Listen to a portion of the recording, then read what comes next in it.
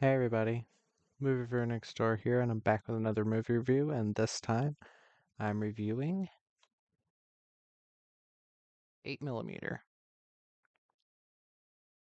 This is a horror thriller film directed by Joel Schumacher from 1999, and it stars Nicolas Cage, Joaquin Phoenix, James Gandolfini, Peter Stormare, and Anthony Heald,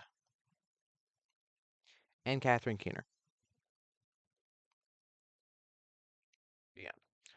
Um, a small, seemingly innocuous plastic reel of film leads surveillance specialist Tom Wells down an increasingly dark and frightening path. With the help of Streetwise Max, he relentlessly follows a bizarre trail of evidence to determine the fate of a complete stranger.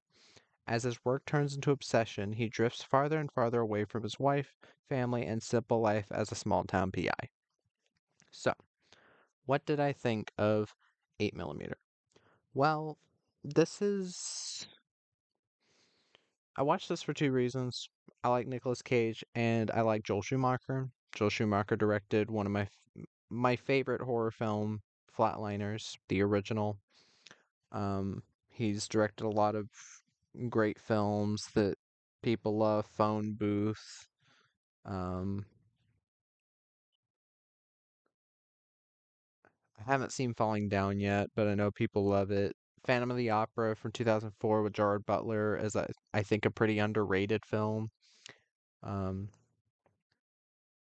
But yeah, I think he does a nice job here. It just didn't fully click for me. I do think it's a good movie though. But let me get to the cast. Nicolas Cage plays Tom Wells, PI. He ends up going to this rich person's house, finding out, oh, in his safe he had this 8mm snuff film, and basically he's sent on an investigation to find out if the girl on the reel was actually murdered. Nicolas Cage, I do think he can do serious roles, but this is one time where I feel like they didn't exactly know what they wanted Nicolas Cage to do. It's because he goes from being like super serious Nick Cage, like take no nonsense cop, even though he's not a cop, he's a PI. But he goes from that Nick Cage being a like there's like a couple moments in the film later on where he really goes crazy Nick Cage. And I'm not saying I just want crazy Nick Cage, but his character just kind of feels a bit blah. And I will say he's better in the second half than he is in the first half, but he kind of came off a bit uneven. He's not bad in the film per se. He's fine, but it is something, and I do want to be fair and give criticism where I can. Joaquin Phoenix plays Mac California. He works at a porn store, I guess, like a video store for a porn video store. He's basically ends up helping Tom Wells, Cage's character, to track down like if this film is real, if it's fake, and all that. He does a good job in this role as kind of a weirdo, like kind of like the original version of like Hot Topic guys, where if you know what I mean, like he's kind of looks like that. He's got the spiked hair. He's got I don't know if it's frosted tips. I don't know exactly what that is, but he's got like super spiky hair. He's got like the belly shirt and all that, and kind of the metrosexual thing. But he plays that well. He's played this role before. He's good at it. He he's an interesting character. I just wish he was in the film a bit more because he's second build, and he's in the film maybe 15 minutes, maybe. But yeah, he was good. James Gandolfini plays Eddie Poole. He ends up being one of the bigger parts of this whole snuff ring thing. He plays piece of shit characters. So um, he he really plays the part, well, and I mean that. Um, Pierce Stormare plays Dino Velvet. He's another part of this. He is really good at playing characters that will get under your skin. Um, there's parts of this where he legitimately creeped me out, as always. I'll always remember him as the devil in Constantine. Even though he's in that movie like 3 minutes, he really made a fucking impression. Um, Anthony Hill as Daniel Longdale. He's one of the I think he's the lawyer of this family, the family that wants to find if the film is real. He's fine. And Catherine Keener plays Amy Wells, wife of Tom Wells. She's fine, I guess. But the issue is that she's also just kind of there. It kind of feels like one of those situations where they just have a name on the cast because she's usually a lot better than this. And it's not just that the character is kind of just there to be the wife who wonders where the husband is all the time. Um, and it is an issue with this film I have, but she's there. She doesn't really. That's the thing. She's usually a lot better than this. But yeah, with this film, it's mostly it's a mostly like pretty well made film, pretty well shot. Definitely, Joel Schumacher always knows the right cinematographer to pick. Um, well acted. The performances I can easily single out are Joaquin Phoenix, James Gandolfini, and Peter Stormare. They are all three pros, even though Phoenix at that time was still pretty young. Um, he was showing that he can act very very well. Um, my main issues with this film have to do with pacing at times. Um, some of the payoffs and well, in general, just certain things with the story that kind of feel missing at times. First off, the acting, like I said, Nicolas Cage and Catherine Keener feel quite off in this film for the most part. It like Catherine Keener's kind of just playing a stay-at-home mom and whatever. She's playing a stay-at-home mom. I don't care. It's not like I'm a feminist. But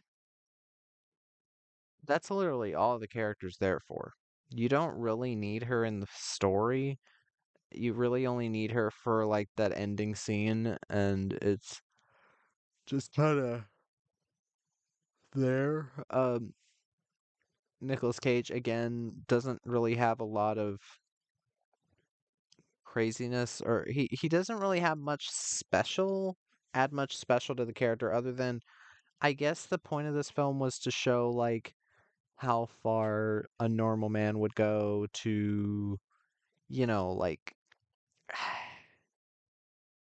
I guess the film was trying to show like how a man changes, and that's kind of like what Joel Schumacher does in Falling Down, where this character starts out kind of mild-mannered, and then by the end he turns into kind of a psychopath, and an understandable psychopath, but a psychopath nonetheless. I think that's kind of what they're going for here. Not too as much of an extreme, but it's more that he starts out mild-mannered and by the end becomes a bit more ruthless. Um, and I guess from that standpoint, he's not terrible, but it's just that for the first half of the film, he's kind of just meh in performance. In the second half, he gets a lot better, yes. Um, also, with there's certain things that in this film that just may not age well because, again, this is from 1999. I know a lot more disturbing films have been made around this time. This film is trying to be somewhat disturbing with its premise about snuff films, 8 millimeter, that the whole title. Um, and to be honest, films like this can really get under my skin. This one really didn't that much. I I'm looking at it kind of from the angle of it's kind of a crime thriller type thing, and it didn't really scare me. There there is one moment near the end of the film, a legitimately well done jump scare that actually got me. And I will say I did jump and I said, "Oh fuck." Which I will say it did a great job setting it up. It was executed well and it didn't just kill the tension. It was very well done. Thank you, Joel Schumacher. You understand how jump scares work and how they should be implemented, and also sparingly. There aren't really jump scares in this film. I would class this as kind of a horror crime thriller. I guess in the vein of Seven, this was written by the same guy who wrote Seven. I think I enjoyed this more than Seven. To be honest, I just don't remember being super into it. I can watch it again, see what I think, but this film just on the terms of disturbing, I think that if you're going to do a disturbing film nowadays, it's just simply going to be compared to other disturbing films made later. Now, if I had seen this back when it came out in 1999, would I have found it disturbing? Most likely. Th- For the most part, this film keeps a lot of the disturbing stuff um, off screen, makes you imagine it rather than see it. And but for a film like this, where it's legitimately trying to do a deep dive into the world of snuff films, and it doesn't really go as far as it could with that premise. I kind of wish they would have at least shown one of them to like get the point across. Like for pretty much all of the snuff films that are brought up, the most you ever see is there's like one that's purely sexual. Um but you don't really see a ton. You see toys being used, but there's nothing, no like penetration or anything.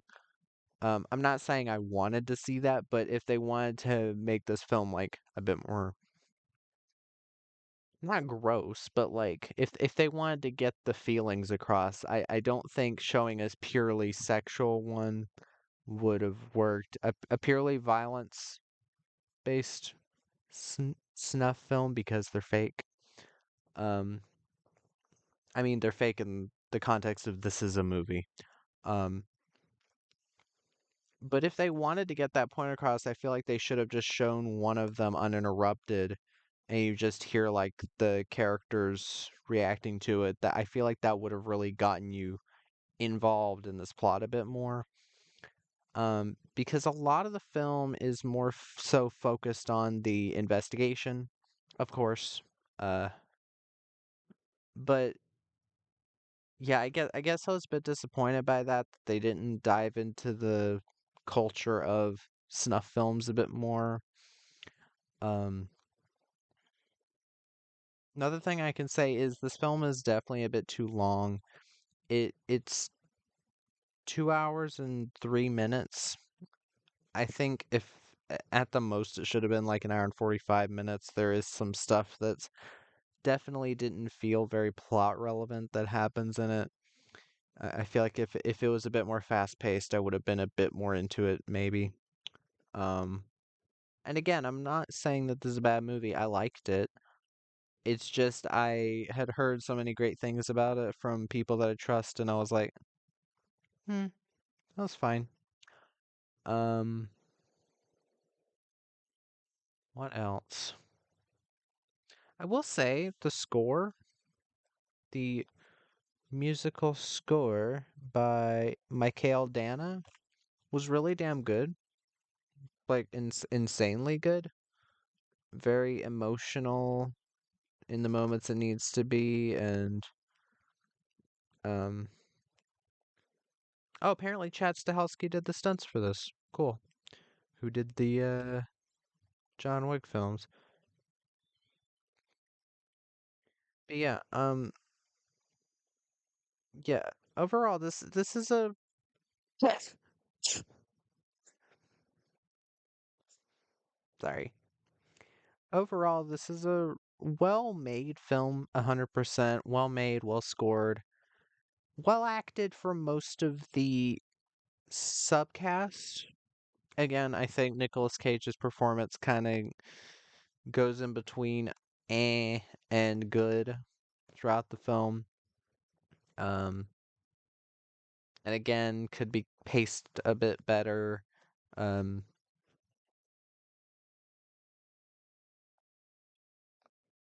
and also, I think they could have gone a bit deeper into the whole snuff film subject because I do find it an interesting subject. I don't partake in snuff films, but I find it to be an interesting subject for a film to go after. Apparently, there's a sequel. I'm not holding out much hope for it being any good. Uh, but yeah, I I'm not holding out any hope for that sequel. I've never seen it. I don't really care to see it. But this was a pretty good one-time watch. I don't think I'll ever watch it again. I might sell the DVD or something, but or maybe keep it for the Nicolas Cage collection. But yeah, um, those were my thoughts on 8 millimeter. If you've seen the film, let me know in the description what you thought of it. If you have any recommendations on what I should watch, leave those in the comments as well. And Movie Review Next Door out.